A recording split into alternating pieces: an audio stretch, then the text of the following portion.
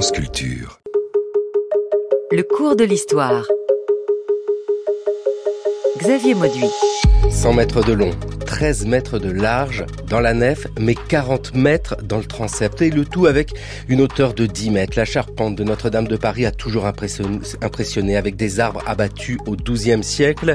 Mais comment assembler un tel puzzle? Comment monter autant de bois? Comment le penser résistant au poids, celui de la couverture, mais également au poids du temps? Notre-Dame de Paris, bien charpentée, chêne, haute fidélité.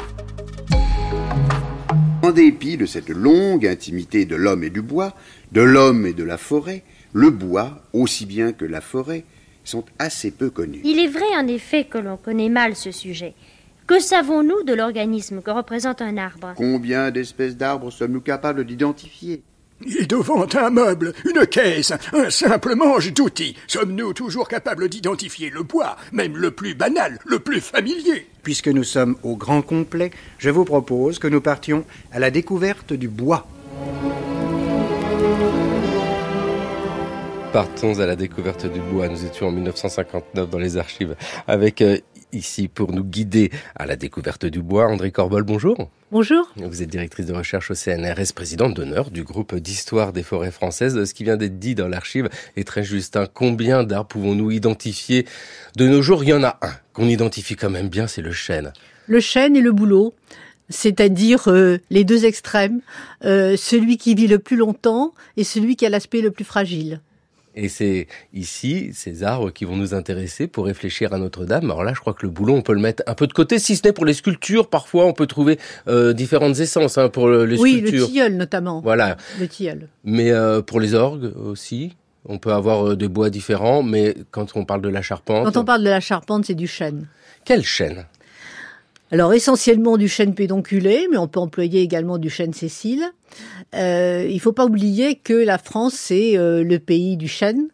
Ce qui est assez curieux, c'est qu'au moment de l'incendie, lorsqu'on a parlé de la reconstruction, certains se sont posé la question, est-ce qu'on refait une charpente en bois? C'est quand même la première question. Si cette charpente n'avait pas été en bois, mais avec des poutrelles d'acier ou de béton, la chaleur les aurait dilatées, ce qui aurait entraîné, elles auraient repoussé les murs et Notre-Dame serait tombée. Lorsque le bois brûle, il se transforme en carbone et il conserve ses proportions. Donc le fait que la charpente en bois, intacte ou brûlée, ça a permis de conserver Notre-Dame pendant 9 siècles. Alors pourquoi le chêne? Eh bien parce que le chêne est le bois de construction par excellence. Déjà, une cathédrale, on veut qu'elle vive très très longtemps. Or, on sait que c'est le chêne, essence noble par excellence, qui a la plus grande longévité. Un pédonculé peut atteindre 1000 ans. Je dirais qu'il est en forme à partir de 300 ans. Ensuite, il reste en état pendant encore 300 ans, et puis après, il décline pendant les 300 années qui suivent. Un chêne sessile peut atteindre 700 ans. Mais on a choisi le chêne pour cette longévité, mais ça ne veut pas dire qu'on a employé des bois ayant un tel âge. Et moi, ça m'a amusé de voir les journalistes se précipiter en disant, premièrement, est-ce qu'on a assez de chêne pour pouvoir restaurer Notre-Dame, alors que le chêne représente 40% des forêts françaises, c'est-à-dire l'équivalent de 5 millions d'hectares sur les 17 millions d'hectares que compte la forêt française. Et par ailleurs... les bois qui sont utilisés ne correspondent pas à des arbres très grands, très vieux, très gros. Au contraire, ce sont des arbres assez jeunes. La plupart, 94% sont aux alentours de 60 ans. Et avec un gabarit modeste, 30 cm de diamètre et 12 mètres de poutre de longueur. Comme vous dites justement, il y avait le problème de réussir à monter alors que l'on n'avait pas de grue pour travailler, et par conséquent les cages d'écureuils que l'on employait pour hisser les bois, ça ne permettait guère d'aller au-delà de 15 à 20 mètres. Donc après ça, il fallait utiliser des échelles, des pans inclinés, c'est-à-dire que tout le transport se faisait en utilisant, je dirais, la résistance des hommes. Eh bien, pour entrer dans la cage d'écureuil, cette roue dans laquelle on met des bonhommes qui cavalent, je fais intervenir Frédéric Epaut. Bonjour. Bonjour. Vous êtes directeur de recherche au CNRS, spécialiste de cette architecture de bois médiévale, avec André Corvol qui nous disait que c'est vrai qu'il y a eu des réflexions, et c'est pas la première fois, au moment de reconstruire une charpente, quels matériaux utiliser. Au moment de la construction de Notre-Dame, au moins, il n'y avait pas de réflexion à avoir. Du bois comme une évidence, du chêne comme une évidence. Ces gens des temps passés connaissaient très bien les propriétés des chênes pour faire une charpente.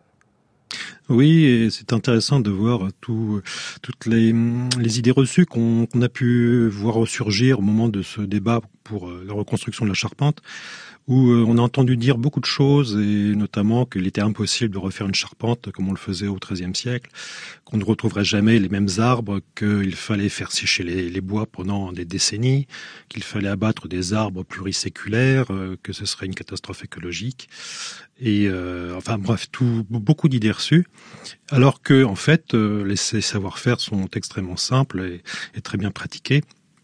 Donc effectivement, en plus, on savait très bien qu'il fallait des bois de très faible diamètre.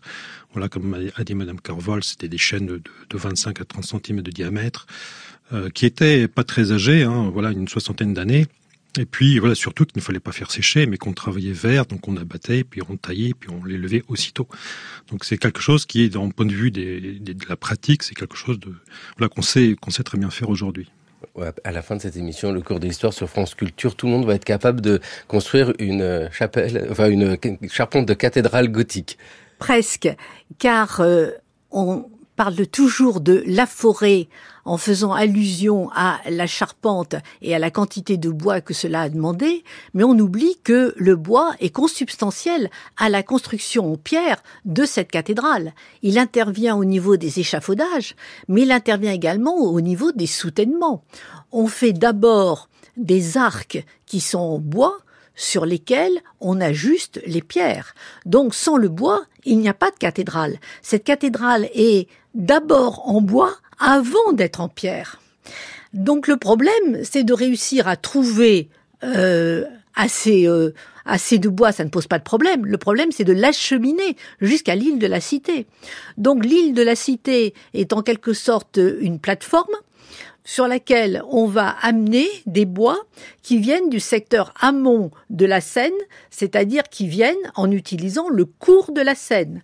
Donc ces bois, pour les laisser dans la meilleure qualité possible, sont transportés par bateau, d'où la nécessité de ne pas avoir de très grande longueur. On ne va pas les transporter par la voie de terre, car celle-ci n'est pas toujours praticable. Ça coûte extrêmement cher, c'est extrêmement lent. C'est beaucoup plus commode de la transporter par voie d'eau. Mais pourquoi on les fait pas flotter ? On ne peut pas les faire flotter parce que dans ce cas-là, il y a immersion de ces bois et ils sont dégradés par le contact de l'eau et de la boue. Ça va pour des bois qui sont destinés à servir de bois de chauffage et par conséquent, ensuite on les mettra à sécher. Là, on veut une utilisation noble de ces bois, donc ils ne sont pas immergés dans l'eau. Mais ça veut dire que l'île de la Cité n'étant pas un continent entier, n'étant pas immense, pour résoudre les problèmes de stockage, on fait venir les bois au fur et à mesure des besoins, ce qui nécessite une logistique extrêmement importante. Au fond, à l'époque, on a l'équivalent du général Georgelin pour pouvoir résoudre ces problèmes de logistique. Tout ce que nous avons découvert en restituant, en rénovant, en reconstruisant la charpente depuis 2019, au XIIe siècle, on l'a également expérimenté. Et si on s'est lancé dans un tel défi, ou plus exactement lorsque l'évêque Maurice de Sully se lance dans un tel défi, c'est parce qu'il bénéficie de conditions exceptionnellement favorables. On est dans une période de prospérité économique, des moissons qui sont excellentes. Je dirais que cette nouvelle cathédrale, c'est en quelque sorte la fille des moissons, parce qu'on est dans une période de radoucissement climatique. Et en même temps, on est dans une période où il y a de l'argent, parce que le domaine royal s'est étendu en intégrant la Normandie et le Languedoc, et donc il y a toute une bourgeoisie qui gère ces domaines royaux, qui a de l'argent, qui va permettre de construire l'essentiel de Notre-Dame, non pas sur 2 siècles, parce que la construction a duré 2 siècles, mais l'essentiel de Notre-Dame est construit sur 75 ans, ce qui est quand même une période extrêmement courte, ce qui implique des mobilisations de capitaux et de main-d'œuvre tout à fait considérable. C'est vraiment le chantier du siècle. La restauration de Notre-Dame, ça a été le chantier du siècle, mais au XIIe siècle, ça a été également le chantier du siècle.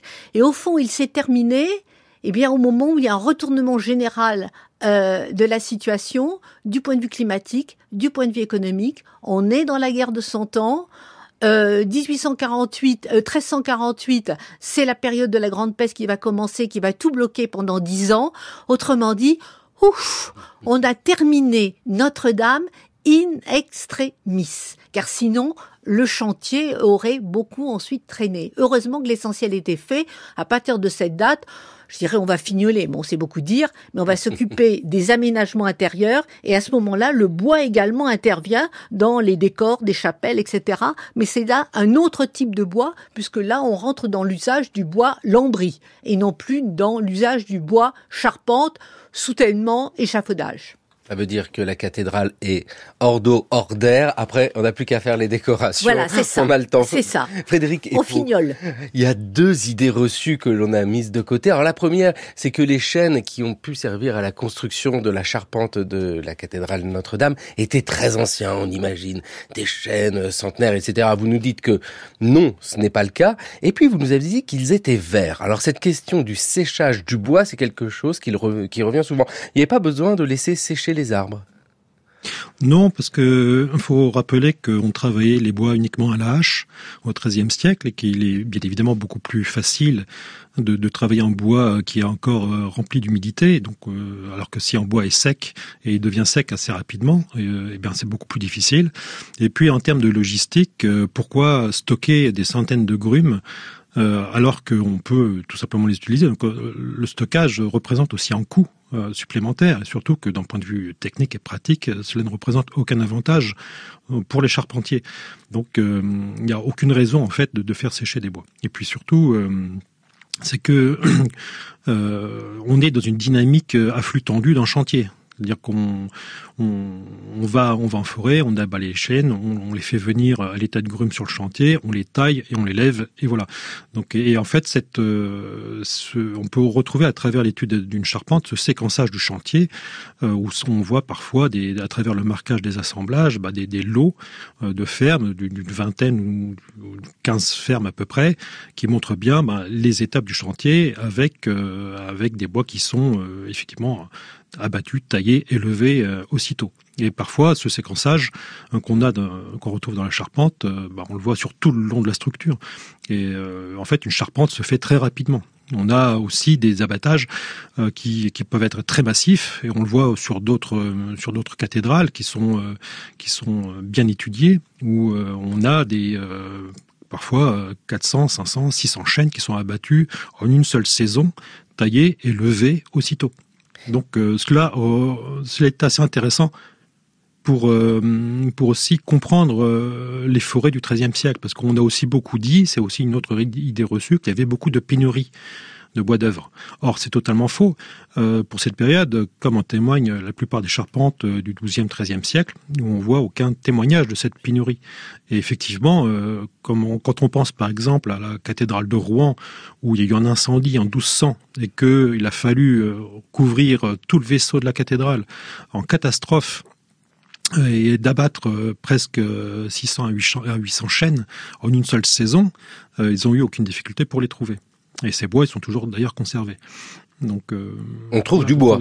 L'idée reçue de bois complètement défriché au XIIIe siècle, voilà, c'est maintenant, on le sait que tout ça, on peut dire des fake news. Nous parlons de grumes. Il faut rappeler ce que c'est qu'une grume. Une grume, c'est quoi? C'est l'arbre coupé. Alors, c'est comme diraient nos amis belges, c'est l'arbre qui est couché, et qui a conservé son écorce et qui va être transporté tel quel dans certains cas, ou pour alléger la charge, on enlève l'écorce rapidement et l'arbre ensuite doit être utilisé assez rapidement. Ce qui est très important à indiquer, c'est qu'à l'époque, et pendant très longtemps, ce sera le cas, on n'utilise pas du tout la scie.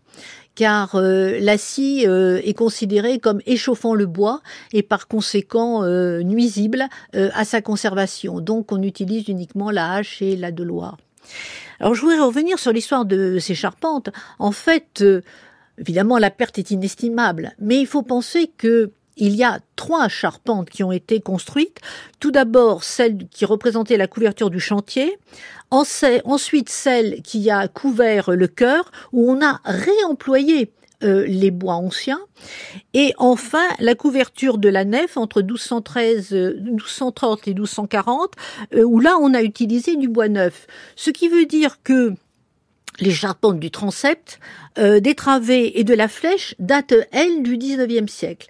Et dans les études qui ont été faites au moment de la rénovation de Viollet-le-Duc, Viollet-le-Duc s'est aperçu qu'en 1230, vraisemblablement, il y avait déjà eu un incendie et on avait changé un certain nombre de bois. Et si j'insiste là-dessus, c'est parce que de ce fait, la charpente de Notre-Dame est très bien étudiée. Elle a été très bien étudiée déjà au moment de la restauration qu'a fait Viollet-le-Duc, mais également en 1915 et 1995 par les relevés qui ont été faits et qui ont annoncé la campagne de scans, 150 scans en 2015, qui ont ensuite été utilisés dans le cadre des travaux menés par Fromont. Et c'est de ce fait que lorsqu'il y a eu des idées farfelues sur la transformation de cette charpente après l'incendie, eh bien, ces idées farfelues, elles tombaient d'elles-mêmes, contrairement à ce que les gens pensaient. Pourquoi ? Parce que dans la charte de Venise, qui permet le classement de Notre-Dame au titre de patrimoine de l'humanité pour l'UNESCO, on ne peut faire des changements que lorsque on a affaire à un matériau, enfin à des parties de bâtiments qui n'ont pas été étudiées ou qui sont camouflées. Or, étudier les bois de la charpente l'ont été, donc de toutes les façons, on devait reconstituer une charpente en bois, et de plus, ils ne sont pas coffrés, par conséquent, ils sont visibles, et par conséquent, la seconde partie des conditions fixées par la charte de Venise excluait que l'on fasse une charpente en autre chose si on ne voulait pas déclasser le bâtiment. Donc le fait que ces bois aient été très bien étudiés, non seulement ça obligeait à restituer l'apparence de la charpente, ça c'est un point extrêmement important, c'est pas une charpente à l'identique, c'est une charpente dont l'apparence est semblable à celle qu'elle était autrefois. Donc oui, il y a perte, mais visuellement, cette perte est compensée, je dirais. Et le second point qui est non moins important, c'est que l'on ne pouvait la faire qu'en bois. Toutes les autres hypothèses étaient automatiquement exclues. Mais enfin, ça fait rien. On a eu de superbes dessins, des caricatures. On imaginait un parking, une terrasse végétalisée. Enfin, c'est incroyable la débauche d'idées. Plus tard, je pense qu'on pourra faire une exposition sur toutes les idées qui ont fusé sur ce qu'on pouvait faire là où était la charpente, qui est uniquement posée sur le bâtiment, et déjà en soi, c'est un dispositif qui est tout à fait particulier. Au fond, pour construire la cathédrale Notre-Dame, qui représente à l'époque, c'est un super building, et on est dans une conception de rivalité entre les cathédrales qui sont des lieux de vie. Il s'agit de faire plus fort, plus haut que les autres pour montrer la prééminence de Paris, alors que Paris, jusque-là, est un évêché qui est suffragant de Sens. Donc il y a une rivalité entre Paris et Sens à ce propos. Eh bien, c'est exactement la rivalité qui existe dans les buildings de super hauteur entre Dubaï et puis Singapour. C'est la même chose. Et à l'époque, c'est particulièrement visible parce qu'il n'y a pas les tours de la Défense ni rien. Donc, le volume d'une cathédrale s'impose dans le paysage. D'où l'importance de la flèche qui a été édifiée, démontée déjà au XIIIe siècle, après une première idée d'abandon de la flèche en 1240, et puis l'idée de la reconstruire, c'est un défi vers le ciel, et ça, c'est Viollet-le-Duc. J'ai toujours été favorable à cette flèche, bien qu'elle ait été contestée par certains. Moi, je dis vive Viollet-le-Duc. Je suis bien d'accord avec vous, André Corvol, vive Viollet-le-Duc, vive le 19e siècle, et cet art du 19e siècle, parce que c'est une véritable création, cette flèche avec la charpente qui a ce paradoxe. C'est l'élévation dans la ville, mais que l'on ne voit pas, puisque la charpente est sous la couverture. Cette élévation, c'est aussi celle de l'église. Du reste, toutes ces nuances, toutes ces différences n'affectent que la surface des édifices. C'est l'art qui a changé de peau. La constitution même de l'église chrétienne n'en est pas attaquée. C'est toujours la même charpente intérieure, la même disposition logique des parties. Quelle que soit l'enveloppe sculptée et brodée d'une cathédrale, on retrouve toujours dessous, au moins à l'état de germe et de rudiment, la basilique romaine. Elle se développe éternellement sur le sol selon la même loi. Le service du culte une fois pourvu et assuré, l'architecture fait ce que bon lui semble. De là, la prodigieuse variété extérieure de ces édifices, au fond desquels réside tant d'ordre et d'unité. Le tronc de l'arbre est immuable. La végétation est capricieuse.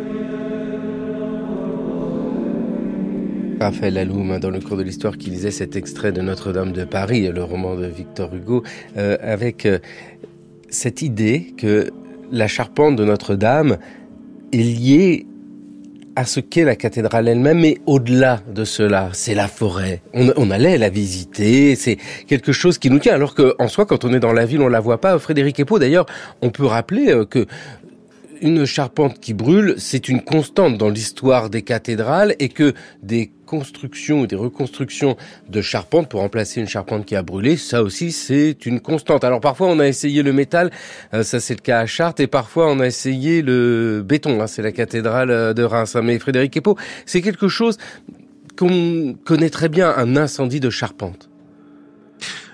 Oui, malheureusement, c'est des cathédrales qui brûlent. Il y en a eu malheureusement au cours de tous les siècles, et c'est quelque chose qui est imparable. C'est vraiment c'est la maladie du bois, on va dire. Mais des cathédrales comme celle de Nantes aussi, qui a brûlé en 1972. Bon, aujourd'hui, on a des techniques des moyens pour empêcher la propagation du feu. Mais bon, malheureusement, c'est quelque chose qu'on peut rarement éviter, même avec la foudre, par exemple. Donc, mais il faut savoir aussi que l'idée, ce que vous avez mentionné là, concernant Chartres et Reims, elles n'ont pas été reconstruites en bois.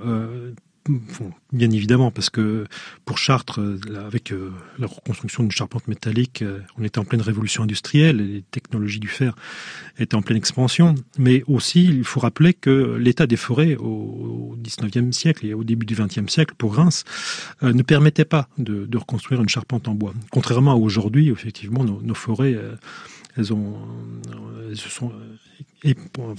beaucoup plus vastes qu'au XIXe siècle. Elles ont quasiment doublé de superficie. Donc voilà, aujourd'hui c'est beaucoup plus. On peut se permettre de reconstruire des charpentes en bois, alors que dans les 2 siècles passés, c'était beaucoup plus complexe. La charpente en métal de la cathédrale de Chartres, c'est 1836, et la charpente en béton de la cathédrale de Reims, après la Première Guerre mondiale, c'est 1919. André Corvol. Oui, dans le cas de Reims, évidemment, il faut bien voir qu'on est dans le contexte qui a été créé par la Première Guerre mondiale. Les bois ont été mobilisés pour les tranchées. Une partie des forêts françaises ont été exploitées par l'armée allemande, et les parties qui étaient restées sous le contrôle français ont servi à l'ensemble du front, c'est-à-dire en gros 500 kilomètres de tranchées. Et de ce fait, dans l'entre-deux-guerres, il faut restaurer les forêts qui ont été saignées à blanc, soit par l'occupation, soit par le déroulement de la guerre, et par conséquent, on a utilisé le béton, qui est à l'époque une technique nouvelle, mais parce qu'effectivement, nous manquions terriblement de bois de charpente dans cette période, alors qu'on avait à reconstruire les ponts, etc. Donc il y avait quand même un enjeu de priorité. Aujourd'hui, évidemment, le problème ne se pose pas, et nous avons la possibilité, et nous l'avons vu, de reconstruire une charpente très rapidement. Aujourd'hui, elle pourra donc être facilement visitée. Alors, concernant la détection du feu et la protection contre le feu, c'est vrai que il y a des produits qui permettent de protéger le bois, et également des produits qui permettent de retarder le feu. Mais souvent, les incendies se déclenchent dans les périodes où l'on a des travaux dans un monument, et on a vu ça pas seulement pour des cathédrales, mais pour bien d'autres bâtiments. Je pense par exemple en Lorraine au château de Lunéville.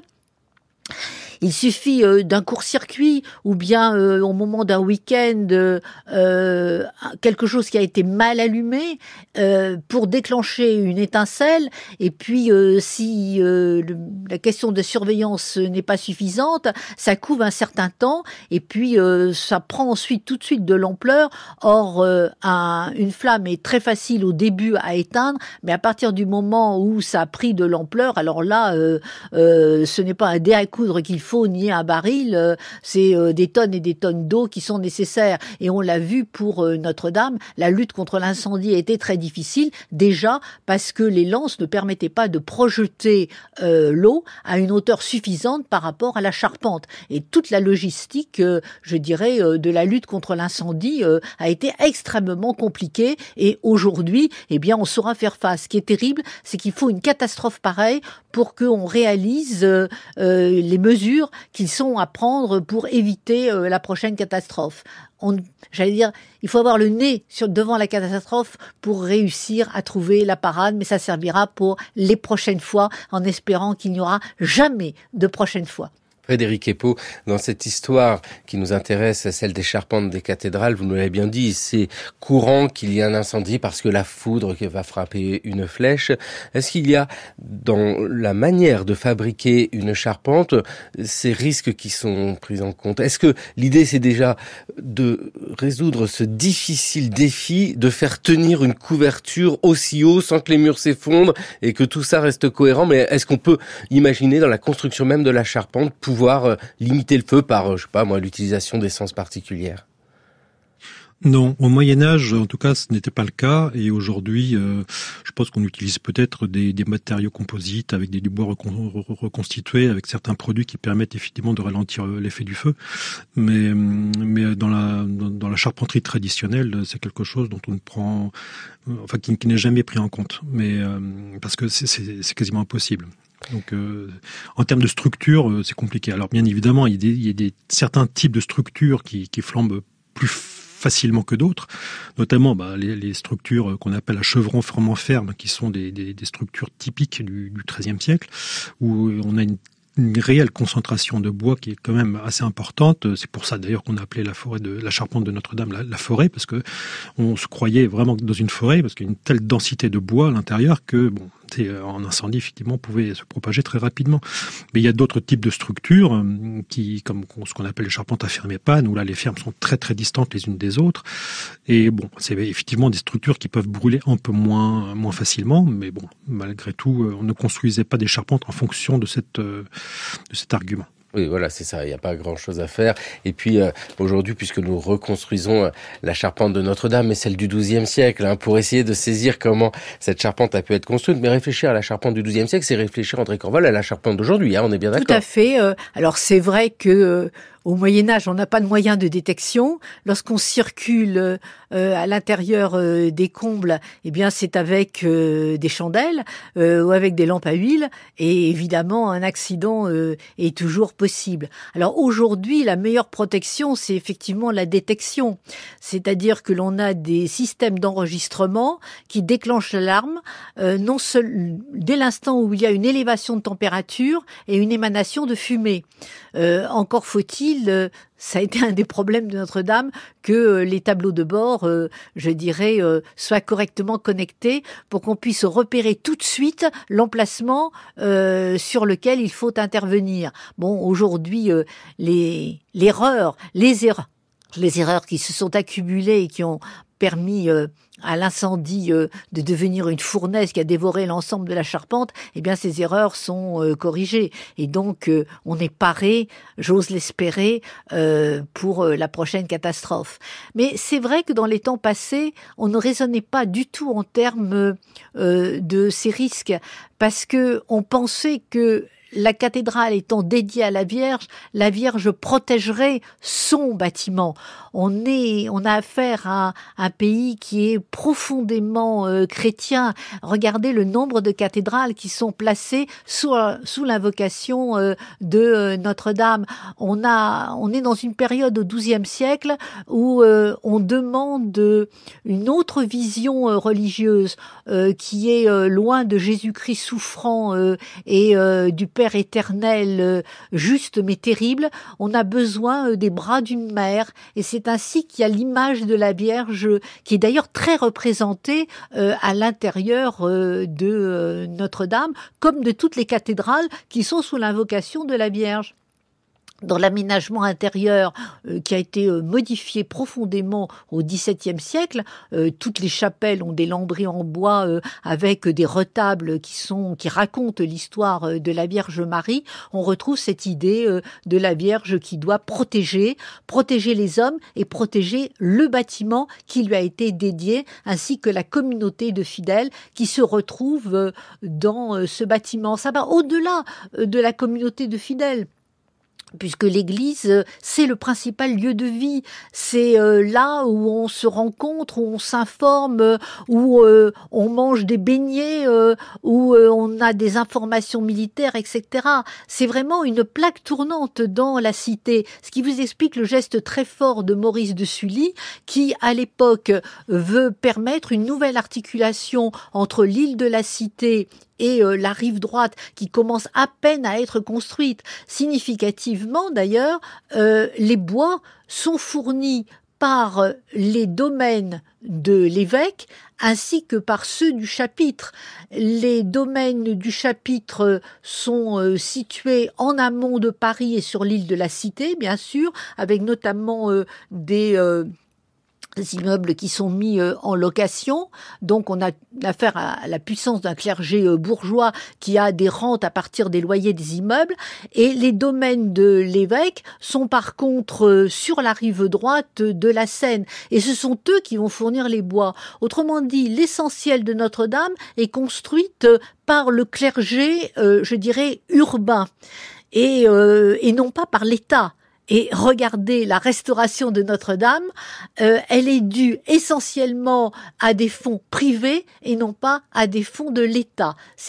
Alors que c'est l'État qui, depuis la Révolution française, est propriétaire de Notre-Dame et par conséquent peut régler comme il l'entend la fréquentation de Notre-Dame, y compris en concevant que Notre-Dame est un musée, comme par exemple pour la cathédrale d'Anvers, avec pour certaines heures, l'ouverture à l'office. Il y a les deux situations qui peuvent cohabiter. Mais ça dépend de l'État qui, je le répète, est propriétaire depuis la Révolution. Et puis avec toutes celles et surtout ceux qui ont travaillé à Notre-Dame, parce que la construction elle-même de la charpente, on sait bien que c'est une longue chaîne. Nous avons croisé ces bûcherons qui coupaient les chaînes, nous avons croisé le transport, et là aussi, transporter ces grands troncs, ces grumes, ces sidérants sur la Seine. Nous arrivons à Notre-Dame, et puis, vous nous l'avez dit, André Corvol, il y a une lecture spirituelle à avoir, à Notre-Dame protectrice. Écoutez, conseil d'historien aux historiennes et historiens. Là où l'historien a son message à porter, eh bien, il faut d'abord qu'il se transforme en mythologue. C'est-à-dire, ce qu'ont très peu fait les historiens, en fait, c'est d'aller chercher, investir, interroger, en fait, les légendes, les grandes traditions de métier. Et là, on peut approcher avec un autre œil, en quelque sorte, la cathédrale et l'univers gothique.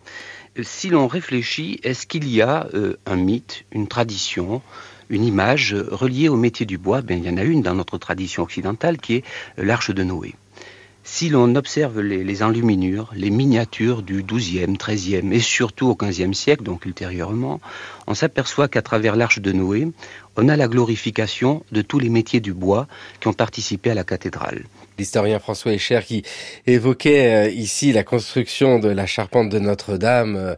François Escher qui est spécialiste de l'histoire du compagnonnage et puis des chantiers des cathédrales. Frédéric Épeau, c'est beau cette idée-là de se dire que l'arche de Noé, en fait, c'est un hommage à tous ces métiers du bois qui permettent de construire une cathédrale, parce que il y a un lien entre la construction d'un navire et puis la construction d'une charpente.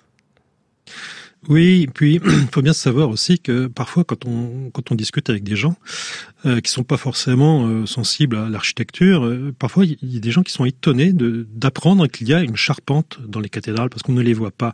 En fait, ce sont des ouvrages qui sont gigantesques mais qui sont dissimulés à la vue des gens.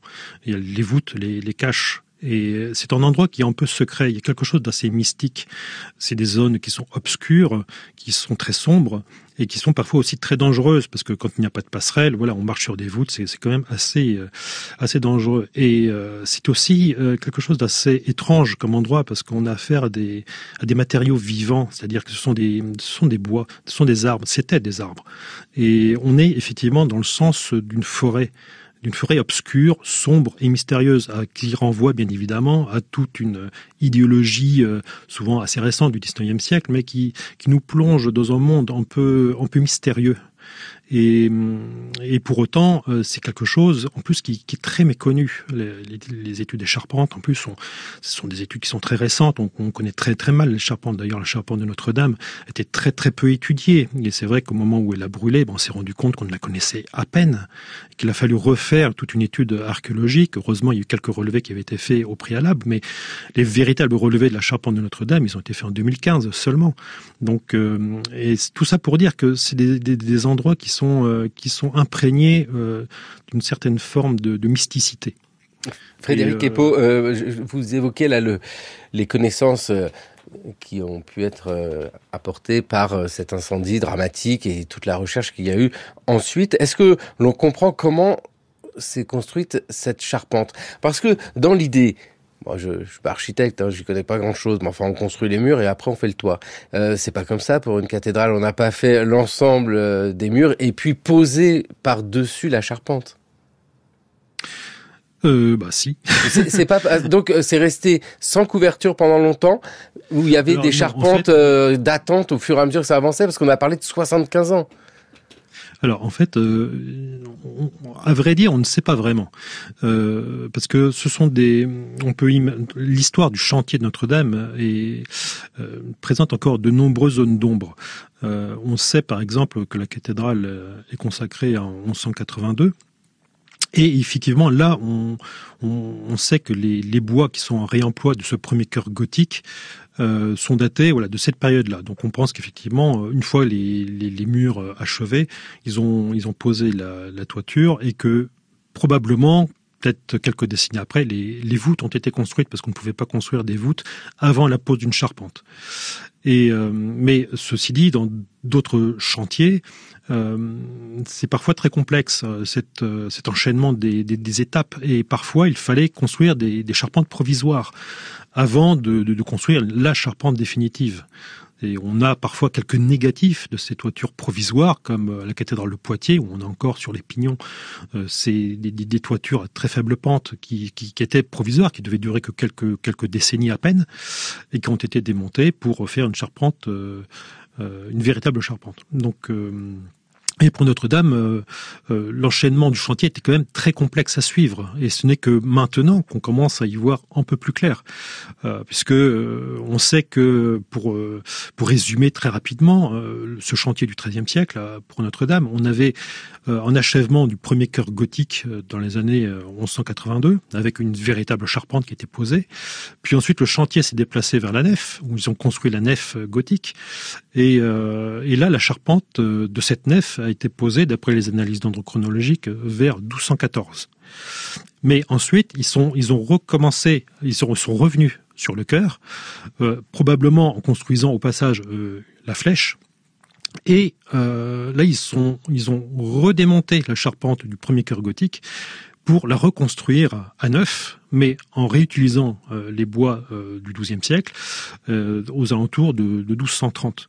Donc, mais le détail de toutes ces étapes, malheureusement, il nous échappe encore. Oui, c'est ça qui est passionnant d'ailleurs, essayer de reconstruire ça. D'ailleurs, Frédéric Epo, on parle de ces différents styles d'une cathédrale, parce qu'elle est longue à construire, donc il y a des petites évolutions. Le roman, le gothique, et puis le gothique lui-même évolue. Est-ce que le style de la charpente est unique ? Est-ce qu'il y a une évolution sinon ? Oui, en fait, faut bien se replacer dans le contexte de l'époque. On est une époque où on reconstruit quasiment toutes les cathédrales. Il y a des constructions de nombreuses abbayes et on est en pleine effervescence. Il y a des chantiers partout et des gros chantiers. C'est la première fois aussi qu'on qu'on fait des très gros ouvrages de plus en plus hauts, de plus en plus larges. Et on est dans une période où on expérimente de nombreuses techniques de charpenterie, donc les formes de charpente sont toutes différentes les unes des autres durant cette période de la fin du XIIe et de la première moitié du XIIIe siècle. Et à Notre-Dame de Paris, on est aussi sur un chantier expérimental.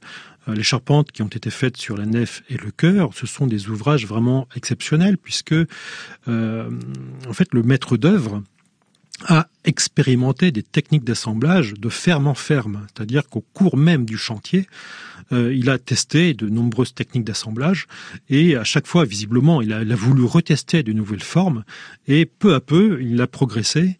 Et jusqu'à un moment donné, il s'est dit bon bah là on a un parfait équilibre architectonique. On va garder ça. Donc ça c'est ce qu'on voit sur la nef. Et ce qui est très amusant, c'est que 15 ans plus tard, sur le chœur, on retrouve cette expérimentation de ferme en ferme avec des assemblages qui changent progressivement, même si la structure générale reste la même, mais dans le détail, on voit que le maître d'œuvre a testé de nombreuses formules pour arriver à un parfait équilibre technique et statique, et ce qui nous permet de penser que le maître d'œuvre qui a travaillé sur la nef était le même que celui qui a travaillé sur le chœur. Et ça, cette expérimentation technique au sein même du chantier, en tout cas pour une charpente du XIIIe siècle, c'est la première fois qu'on voit ça. Et ce qui est en plus la structure générale même de la charpente. Alors ça, c'est quelque chose que l'on peut observer dans d'autres ouvrages, pareil, des années 1220-1230. On revoit ça sur la charpente de la cathédrale de Rouen vers 1225, sur la grange de Saint-Lazare, qui est une grange qui est gigantesque, aussi grande qu'une charpente de cathédrale, sur la cathédrale d'Auxerre aussi, dans l'abbaye de Royaumont, qui est une grande charpente du royaume. Et effectivement, ces structures-là, on les voit durant cette période-là. Donc on est à une période où on cherche effectivement le meilleur équilibre structurel. Et après, vers les années 1240, 1250, dans le royaume de France, on va voir apparaître encore de nouvelles formes de charpente. Donc on est tout le temps dans une période d'expérimentation technique qui fait que chaque charpente que l'on voit dans la première moitié du XIIIe siècle, en fait, sont presque toutes différentes.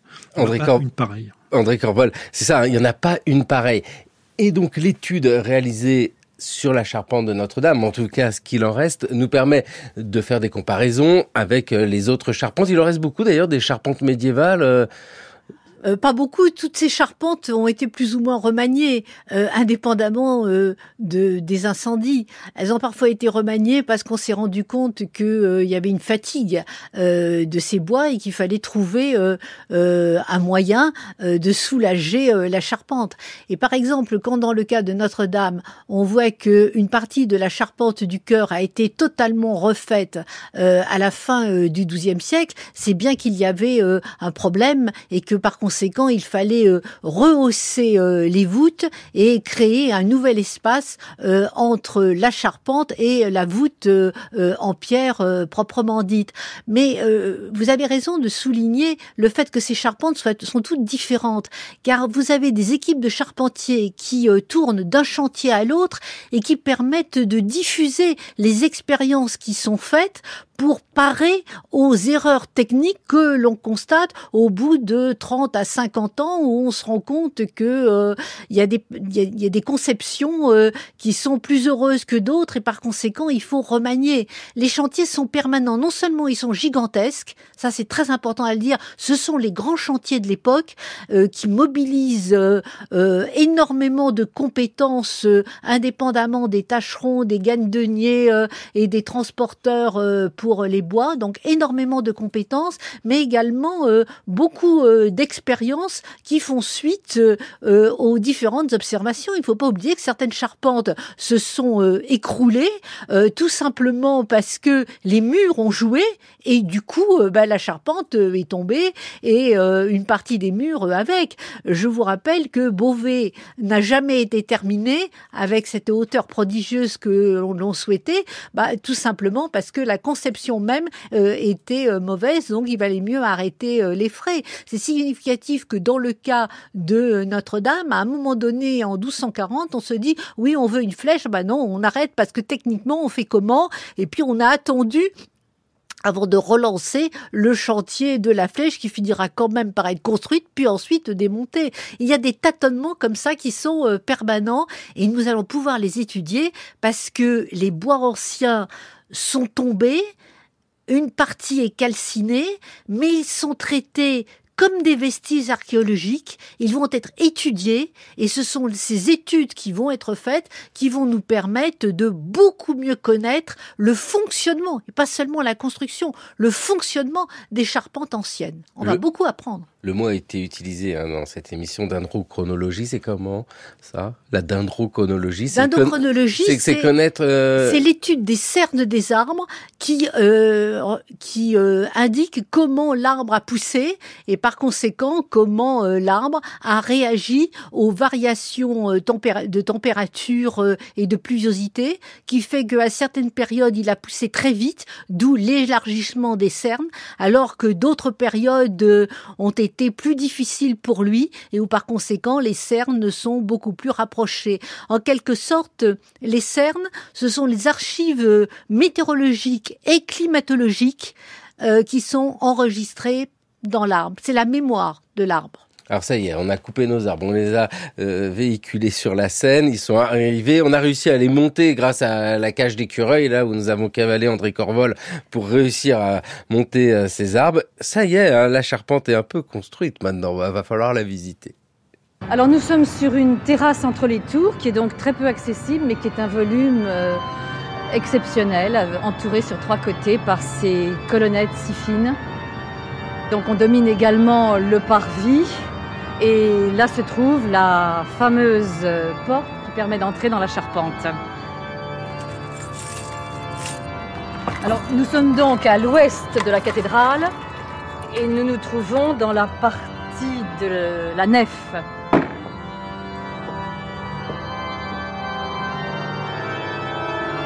Voilà. Alors vous voyez comme les bois sont serrés et c'est pour ça que c'est si impressionnant parce que c'est très sombre et on n'arrive pas à voir tout en haut tellement les bois sont serrés et bouchent la perspective. Et encore ici, la porte étant ouverte, on voit un petit peu plus. Ce système de charpente ne se fait plus maintenant parce que c'est par expérimentation successive qu'on est arrivé au système de charpente actuel avec des fermes et des pannes. Ici, c'est un système différent. Ça s'appelle un système à chevrons portant ferme. Ça signifie que sur les côtés, il se trouve des bois à peu près tous les 60 cm de fortes sections qui soutiennent la toiture. C'est Françoise Comminges qui s'exprimait ainsi, qui était conservatrice de Notre-Dame en 1992 avec cette charpente qui véhicule tant d'imaginaire, puisque c'est là où Quasimodo a fait le coup de la panne à Esmeralda. Frédéric Epaux, cette charpente-là, elle fascinait en son temps ? Pas forcément, puisque ce sont des ouvrages que au XIIIe siècle, on était dans des villes en bois, tout était construit en bois, excepté les églises et certains logis seigneuriaux. Et en fait, on était dans un univers de charpente. Et on testait énormément de choses. Donc, c'était pas quelque chose d'exceptionnel de construire une charpente comme celle de Notre-Dame de Paris, si ce n'est que en termes techniques, oui, puisque on était sur des ouvrages qui étaient exceptionnellement grands et qu'il fallait aussi énormément de bois pour la construire. Donc, on avait affaire à des maîtres d'œuvre qui étaient, eux, certainement les plus compétents de leur époque. Et je reviendrai sur la structure de cette charpente qu'on appelle la chevron formant ferme et pas non portant ferme, mais parce que en fait, il faut aussi savoir que si on l'a reconstruite à l'identique, aujourd'hui, c'est que elle était particulièrement bien conçue comparée à d'autres, puisque, comme l'a dit Madame Corvol, il y a beaucoup d'erreurs de conception qui ont pu être faites aussi au XIIIe siècle. Et ce qui est intéressant de regarder, c'est notamment la charpente de la collégiale de Mantes, à Mantes-la-Jolie, puisqu'on a quasiment le clone de la charpente de Notre-Dame. Elle a été faite juste avant celle de Notre-Dame. Elle a été datée très précisément de 1211. Et cette charpente, qui est exactement identique à celle de la nef de Notre-Dame, elle présentait des défauts de conception. Il y a eu des structures qui étaient absentes, des dispositifs qui étaient absents dans cette charpente de Mantes, et qui ont fait que les entrées, c'est-à-dire les grosses poutres qui sont transversales au vaisseau et qui portent quasiment les fermes, ces grosses poutres, elles se sont sectionnées, et visiblement très rapidement. Et ce qui est intéressant, c'est que le maître d'œuvre de Notre-Dame de Paris a été visiblement en contact avec celui de Mantes. Si ce n'était peut-être même pas le même, en fait. On a peut-être même on peut penser que ça pouvait être le même, puisque dans les équipes de charpentiers, on avait aussi des systèmes de marquage qui véhiculaient de chantier en chantier, et on a les mêmes marques d'assemblage à Notre-Dame que sur cette charpente de la collégiale de Mantes. Bref, tout ça pour dire que les défauts de conception qu'on a sur la collégiale de Mantes, en fait, ils n'ont pas été reproduits sur la charpente de Notre-Dame. Ce qui fait qu'effectivement, cette charpente à Notre-Dame a été rehaussée par rapport aux voûtes pour mettre en place ces dispositifs qui étaient manquants à Mantes. Et ce qui fait que la charpente de Notre-Dame, elle a réussi à traverser les siècles sans dommage. Pendant 8 siècles, en fait, il y a eu très peu de réparations, excepté une reprise à la fin du XIIIe siècle. Malheureusement, on a du mal à comprendre quels bois ont été remplacés, mais on le sait à travers les analyses dendrochronologiques qu'il y a eu quelques réparations. Mais au-delà de cela, on n'a eu aucune reprise structurelle de cette charpente. Ce qui fait que, à part bien évidemment des reprises liées à des problèmes d'étanchéité de la toiture. Ouais, c'était du bel ouvrage, hein. Oui, voilà, c'est un ouvrage qui, pendant 8 siècles, en fait, a traversé le temps sans problème structurel, ce qui permet aussi de valider l'idée que cette structure pouvait être reproduite à l'identique. Frédéric Epaux vient de nous dire que la charpente de Notre-Dame au XIIIe siècle, bien sûr, elle est remarquable, mais enfin bon, on va pas monter la visiter comme c'est le cas quelques siècles plus tard. Tout est en bois, il y a du bois partout. Et puis on la voit pas, la charpente. André Corvol, la flèche, elle, est visible. La flèche, c'est vraiment cette réalisation qui est faite pour être admirée. Donc la première flèche, c'est quand ? La première flèche du XIIIe siècle. Mais on a abandonné l'idée de faire une flèche en 1240, mais on la réalisera 20 ans plus tard. Mais elle a été ensuite démontée, et si elle a été démontée, c'est qu'il y avait bien quelques problèmes derrière. Alors, Viollet-le-Duc a relancé l'idée d'une flèche, et là, il s'est fait plaisir. Il l'a faite beaucoup plus ornée et beaucoup plus haute que la précédente. Il a ajouté les statues qui montent autour de cette flèche, à l'assaut en quelque sorte du ciel. Bref, l'ensemble est très beau. Et ce qui est tout à fait étonnant, c'est que cette flèche, finalement, c'est elle qui a fini par représenter Notre-Dame. On le voit dans les peintures du début du XIXe siècle où la flèche n'existe pas. C'est vrai que ça donne une allure beaucoup plus trapue à Notre-Dame. Et avec la flèche, à partir de 1864, c'est vrai que tous les artistes insistent sur cette flèche. C'est elle qui finit par distinguer en quelque sorte Notre-Dame. On la voit de partout. Et je crois qu'il faut souligner que on la voit de partout, car jusqu'aux travaux d'Haussmann, Notre-Dame est enserrée dans des habitations. Alors, l'intervention de Haussmann va enlever une bonne partie de l'architecture bois des maisons de Paris, va dégager le parvis, et donc à partir du dernier tiers du XIXe siècle, on va voir la cathédrale différemment lorsque l'on est face à elle. Donc là, on a une façade qui est dégagée, et lorsque l'on est en amont de la Seine, que l'on est donc du côté du chœur, on voit dans le paysage s'imposer cette flèche avec ce coq qui la termine avec panache, dirais-je. Oui, Viollet-le-Duc s'est fait plaisir. C'est pas seulement les gargouilles qu'il a créées qui lui ont permis de se faire plaisir. Là, il a fait vraiment... il a posé sa marque. Voilà. Oui, et puis il l'a imposé à notre esprit, c'est la silhouette que nous connaissons. Absolument. Frédéric Epaux, ça doit être quand même particulier pour un historien spécialiste de l'architecture de bois médiévale, après avoir étudié différentes charpentes, notamment celle de la cathédrale de Bourges, d'assister à la construction d'une charpente médiévale. C'est une drôle d'expérience, hein. Oui, certes, on peut se replacer. Alors ça peut être intéressant d'un point de vue d'archéologie expérimentale. On peut essayer de remesurer le temps que cela représente pour des charpentiers équarrisseurs, de retailler des bois, de refaire des levages. Je me rappelle, les techniques de levage, en tout cas pour Notre-Dame, sont très modernes. On a utilisé des grues, etc. Cela me fait penser aussi à certains chantiers de reconstruction de charpente de type médiéval, comme celle aussi du chantier de Guédelon, où ils ont reconstruit aussi une charpente exactement à l'identique, en abattant les mêmes types d'arbres qu'il y avait au XIIIe siècle, mais cette fois-ci en levant avec des chèvres, avec des cages d'écureuils, et pour justement comprendre comment on pouvait lever des charpentes de ce type-là, puisque là aussi il y avait beaucoup d'inconnus, beaucoup de points d'interrogation sur les modalités de levage d'une charpente de ce type. Il n'y a pas encore si longtemps que ça, on ne savait pas comment on montait des charpentes médiévales en haut des cathédrales.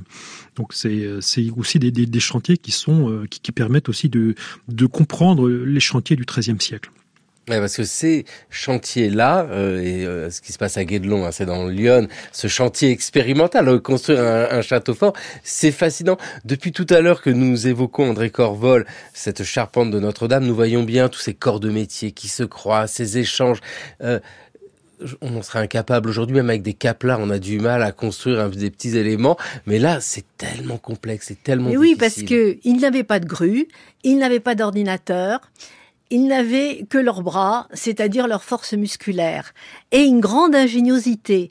Et c'est là l'intérêt de l'archéologie expérimentale, c'est de se poser des questions et de voir comment, en ayant les mêmes moyens techniques que nos ancêtres, on essaye de résoudre le problème, c'est-à-dire de retrouver leurs gestes. C'est vrai que pendant longtemps, la France a été un peu en retard sur ce genre de chantier. L'archéologie expérimentale était très développée en Belgique et en Grande-Bretagne, c'est-à-dire dans des pays très industrialisés qui avaient complètement effacé une grande partie de leur passé, et donc ils ont été les premiers à essayer de retrouver les gestes du passé. La France a suivi et maintenant... L'expérience de Guédelon, de ce point de vue, est très intéressante. Nous rattrapons notre retard. Mais on est très étonné souvent, au fond, nos ancêtres nous ressemblent, sans avoir nos moyens techniques. Eh bien, ils ont résolu des questions, alors que devant ces mêmes problèmes, nous nous sommes grattés la tête très longtemps en se disant, mais grand Dieu, comment ils pouvaient faire? Eh ben, ils ont fait, et nous essayons de savoir comment ils ont fait, et grâce à ça, nous en apprenons beaucoup, et sur eux, et sur nous. Oui, et sur ce travail-là, avec un regard d'historienne et d'historien, parce que faut le rappeler, et ô combien le rappeler, ce qui s'est passé à Notre-Dame est bien sûr dramatique, mais c'est une chance extraordinaire pour mieux connaître. Ici, c'est la charpente de Notre-Dame. C'est une chance extraordinaire parce que on a pu voir ainsi que, en concentrant tous les moyens financiers et techniques, on était capable de faire une œuvre absolument admirable en un temps record. Il faut espérer que ce modèle soit appliqué à toutes les situations économiques et politiques que traverse la France actuellement. Et ben voilà, un message envoyé de votre part, André Corvol. Merci vivement d'être venu dans le cours de l'histoire, et merci aussi Frédéric Epault. On retrouve vos publications sur le site du cours de l'histoire, franceculture.fr. Merci beaucoup. Merci de nous accueillir chez vous, et merci pour tous les témoignages d'amitié et de sympathie. Mais je vous confirme une chose, j'ai vraiment le trac. Oui, Henri, j'ai le trac. Il a le trac. Eh oui, eh oui. On n'a jamais vu ça, Albert Einstein qui a le trac. Bah, touche du bois. Bah, touche du bois, c'est facile à dire. Mais t'as une tête de bois. D'ailleurs, ils ont tous une tête de bois, tiens, regarde. Alors, te frappe pas, ou alors frappe-toi la tête. Hein? Alors, vous le faites avec moi, on se frappe la tête, on touche du bois. Eh bien, nous touchons du bois avec Henri Salvador dans le cours de l'histoire sur France Culture, une émission réalisée par Sam Bakiast, préparée par Cassandre Puel, avec aujourd'hui la technique Jean-Guy Lermège, et merci à Marc-Antoine Subtil, France Bleu Touraine. Le cours de l'histoire, émission préparée par Raphaël Laloum, Jeanne Delecroix, Jeanne Copec, Chloé Rouillon et Mayouen Guizou, à retrouver à écouter sur franceculture.fr et l'appli Radio France.